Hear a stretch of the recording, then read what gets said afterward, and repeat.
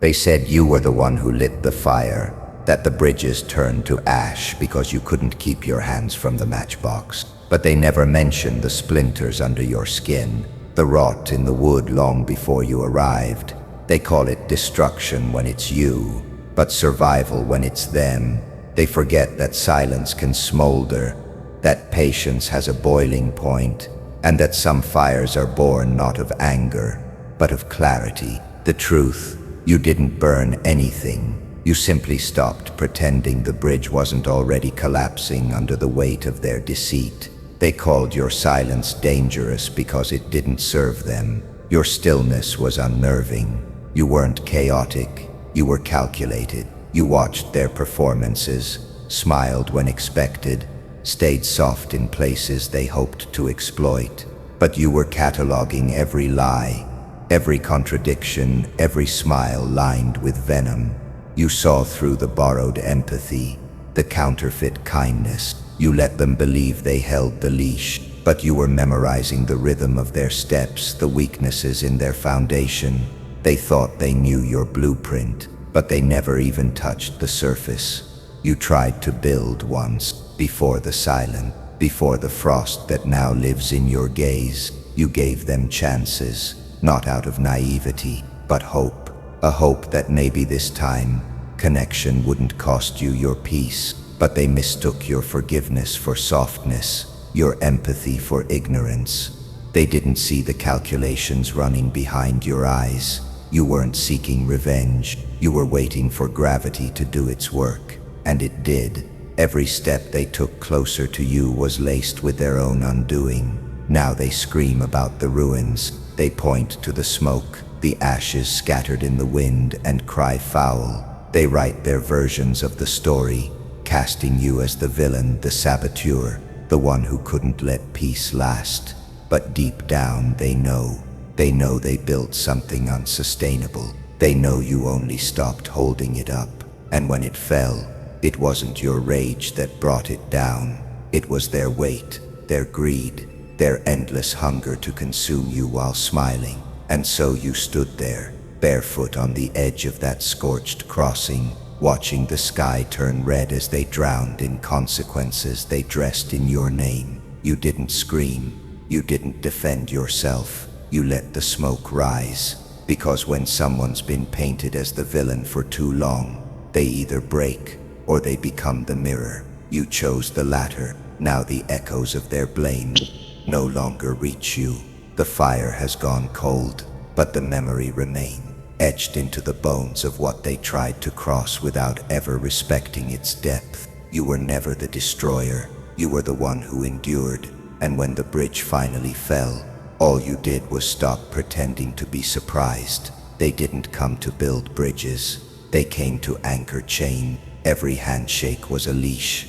Every smile hid the scent of iron and rust. You sensed it early, the way their words landed just a little too softly, like feathers soaked in oil. They didn't offer connection. They offered surveillance. A slow, quiet invasion wrapped in velvet tones and false admiration. Invitations disguised as compliments. Questions that felt like openings, but were doors into rooms you weren't meant to escape from. They said you were brilliant, but only when it served their angle. Said you were rare, but only to keep you isolated. They needed your light dimmed, not extinguished, just manageable, predictable, palatable. Their version of support always came with fine print. Act grateful, stay small, don't outshine. You weren't being welcomed, you were being studied. Your pattern, your triggers, your pauses, all catalogued behind knowing eyes that praised you while secretly measuring your edges. The bridge they offered was always a performance, one foot placed forward with affection, the other rooted in calculation. You thought maybe this time was different, maybe these people weren't like the last, but the rhythm was the same, warmth that arrived too early, curiosity that asked for too much, boundaries dismissed as just concern. You weren't paranoid, you were accurate, you were catching on, and that made you dangerous. They never feared your darkness, they feared your vision, the way you noticed the inconsistencies, The way you remembered things they hoped you'd forget. You didn't fit the role. You weren't grateful enough for the scraps. You weren't obedient to their silent hierarchies. And so they labeled you intense, cold, difficult, not because you were, but because those words make control easier. Those words become the excuse, the veil, the silent permission to twist the narrative. What they wanted was to make you a mirror, reflect back only what comfort. But mirrors don't bleed, and you were never glass. You were stone, carved by silence, and seasoned by storms they couldn't even name. Still they tried.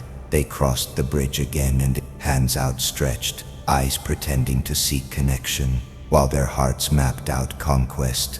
But you watched, you waited, you let them speak, and in that space you learn. Every visit, every false offering taught you the terrain, taught you how to recognize the costume before the actor stepped on stage. There is a kind of power that comes from enduring the same wound more than once, not because you're naive, but because you were documenting, gathering evidence, reading the ancient scripts they didn't know they were repeat. They thought they were original. But you've seen these eyes before, heard these tones in the mouths of ghosts. This is not your first lifetime of betrayal. It's merely the one where you stopped pretending not to see. They believed their bridges were invitation, but they were invitations only for your silence, for your compliance. They didn't expect you to arrive with memory, with clarity, with storm inside your chest and iron behind your tongue. They offered you paths to control you. What they didn't see was that you were never trying to cross.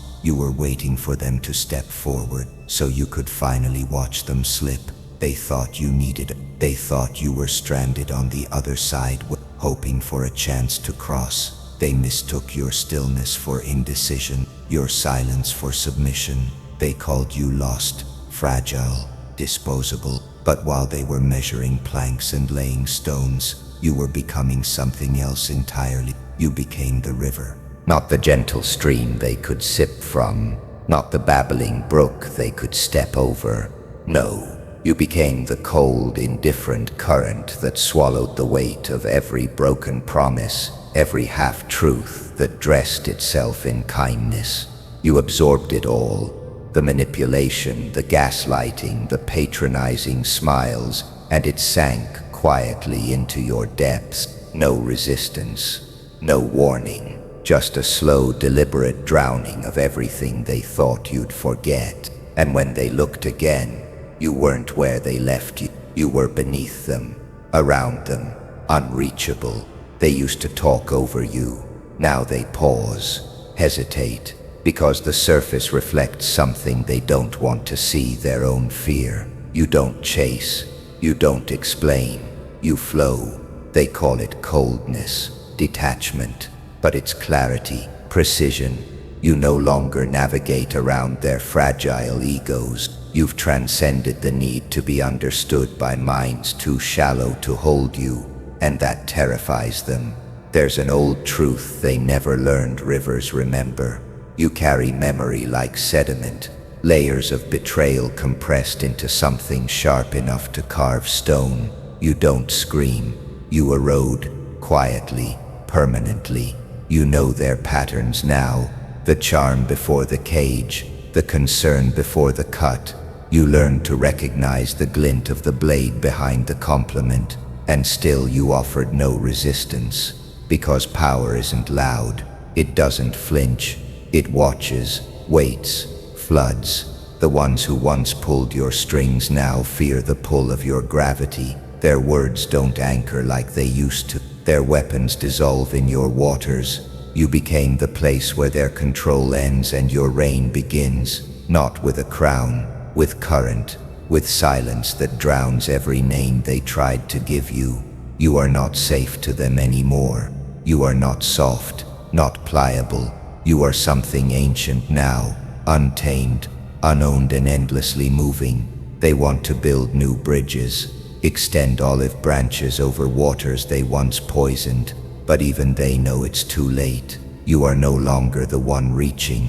You are the one rising. The river doesn't beg to be crossed. It decides who survives the crossing. and most won't.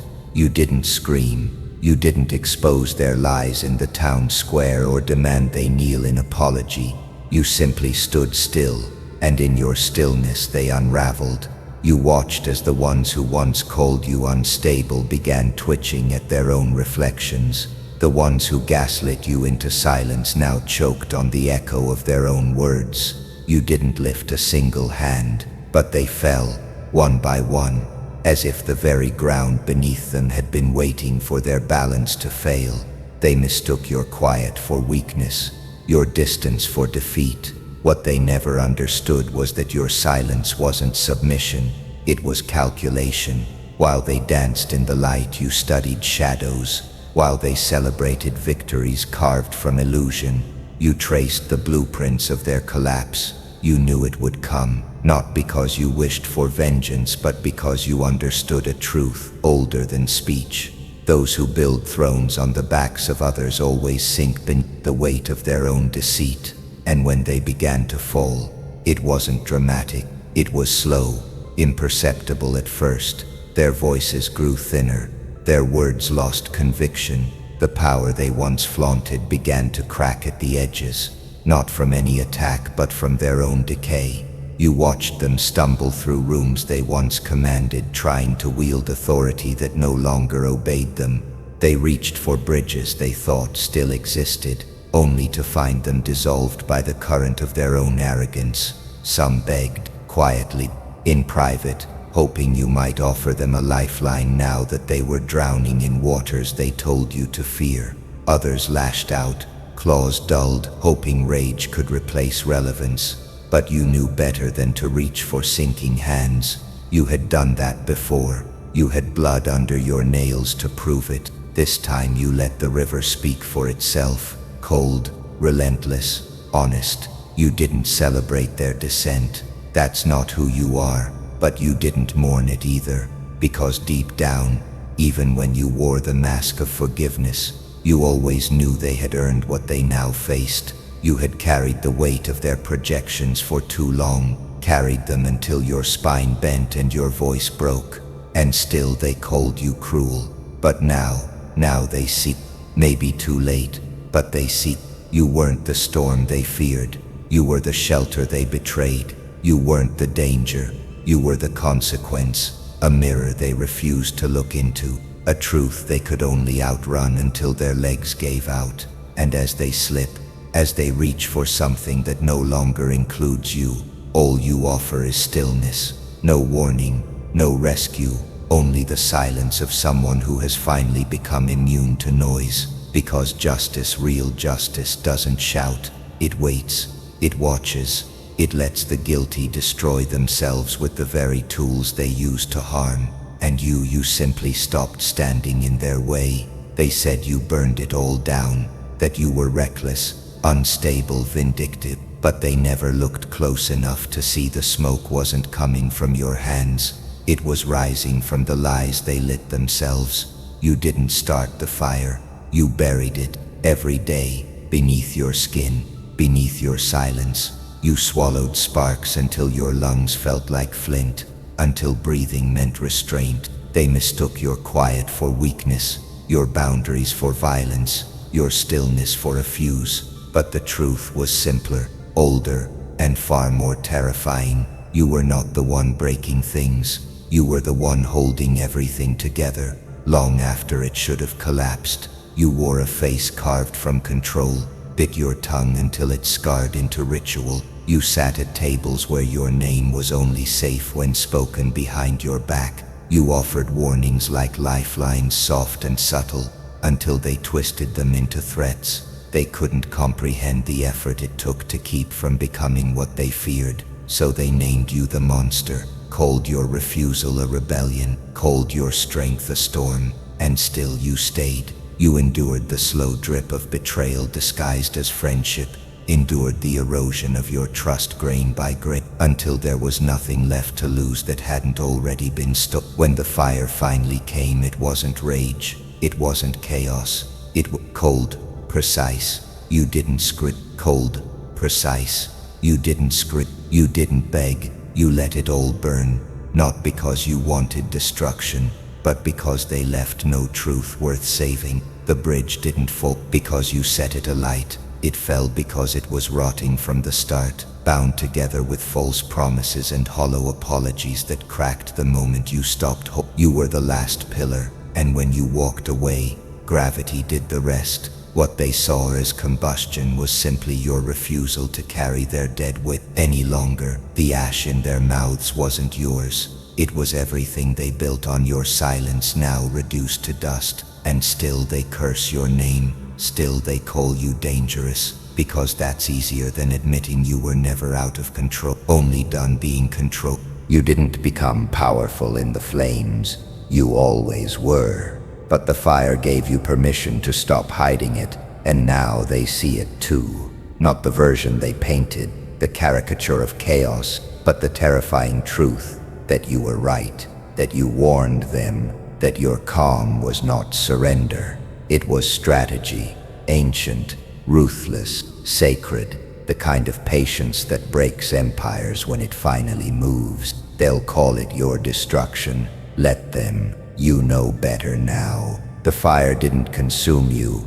It revealed you, and what they feared wasn't the blaze. It was that you could survive it, that you could rise from it untouched, and worse, that you would never come back. They thought silence meant surrender, that when you stopped explaining, stopped defending, stopped reacting, it was because they had finally broken you. But the truth was colder. You didn't shut down. You shut off. You climbed, where once you walked among them, breath visible in the same poisoned air. You now stand above it all, high, cold, untouched, a mental altitude they can't reach, let alone understand. You don't speak their language anymore. Their games, their cries, their bait. You see it for what it is now. Pattern, predictable patterns. Every word they say is a move on a board you no longer play on, because you've built a different vantage point, a watchtower carved from every betrayal,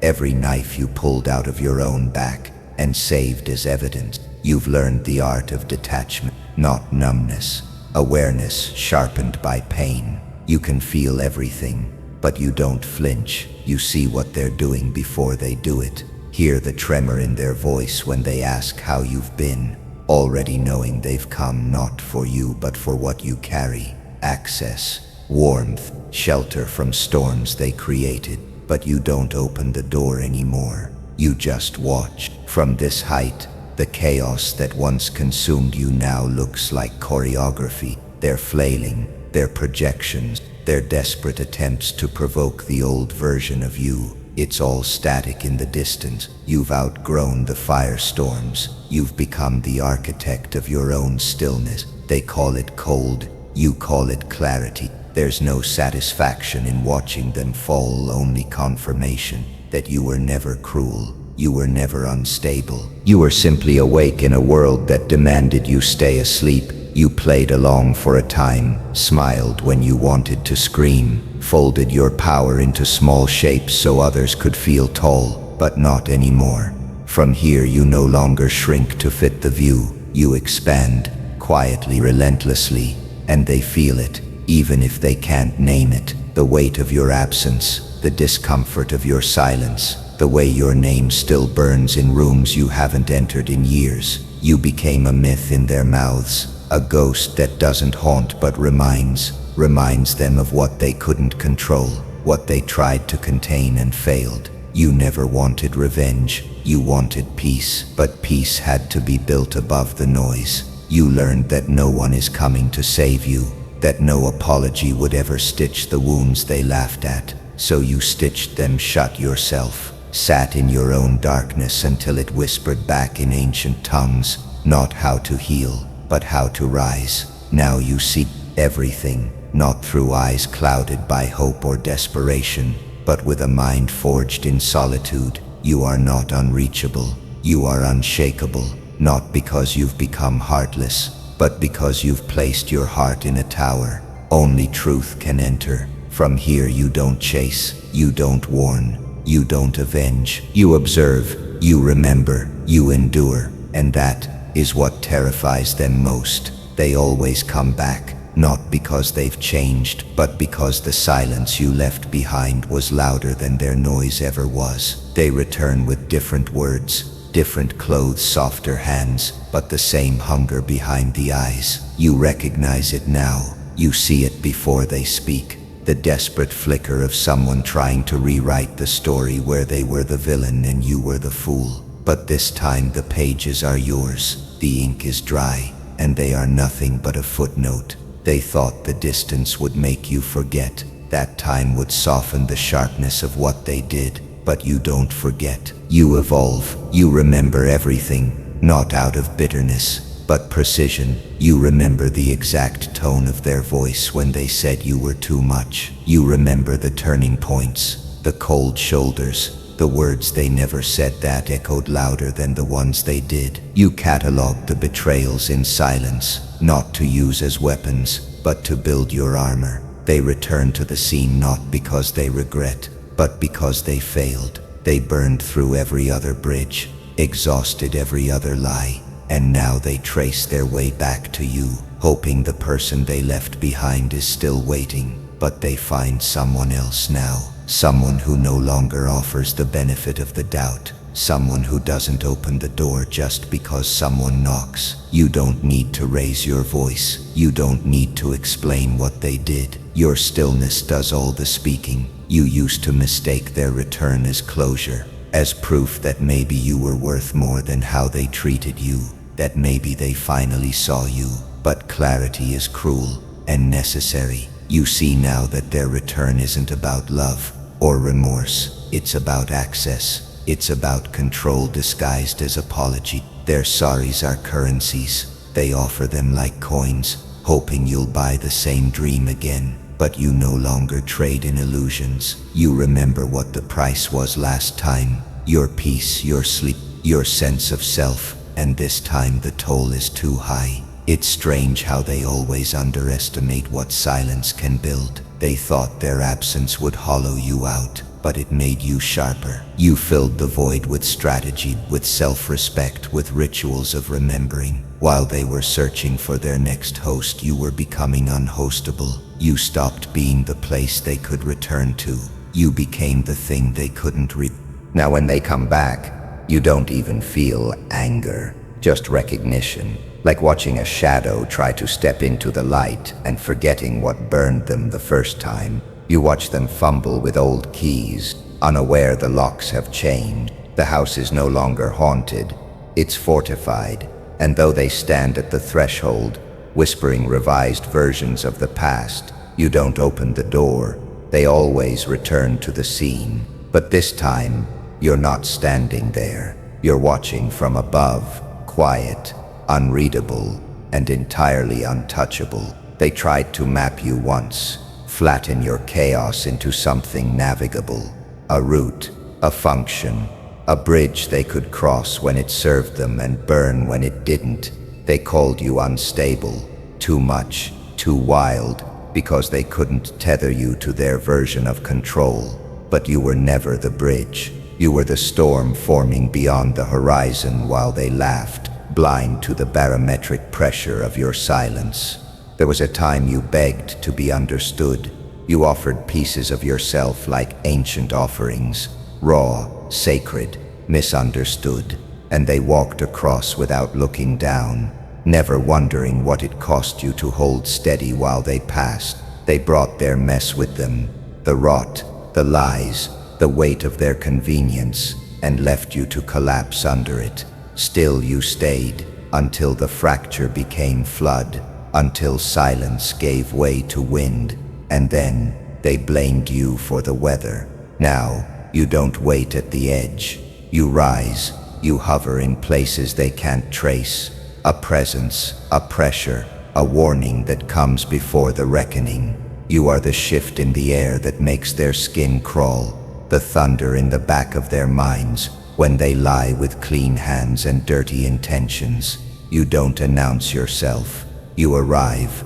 They used to measure your value by how easily they could reach you. Now, they measure your danger by how far they have to run. You do not chase. You watch, and watching is worse. It forces them to sit with their own echo, the memory of what they did, and the deafening silence of your absence. You've become myth to them now, a cautionary tale they whisper about when the room gets too quiet. Don't push too far, or they'll go cold like before. But they don't understand. You're not cold, you're precise, calculated. You're the eye of the storm, the stillness that comes only after the destruction. You see everything now, not just the bridges, but the architects, the blueprints, the patterns they swore you'd never notice. And somewhere, in their most honest hour, they know. They remember how you held back, how you swallowed the fire, how you offered exits, how you warned them without words. They know this isn't vengeance, it's consequence. You are not chaos without cause. You are judgment written in wind and wave. You are nature correcting imbalance, not cruel, necessary. You learned that peace isn't the absence of war. It's the understanding that some battles are worth letting burn, that not every structure deserves preservation, that sometimes letting it all fall is the only way to rise. And now when they build again, they do so with shaking hands, not because of what you did, but because of what you didn't, because you could have drowned them, because you didn't raise your voice, and it still thundered, because now they understand you were the calm, and the storm was always your mercy.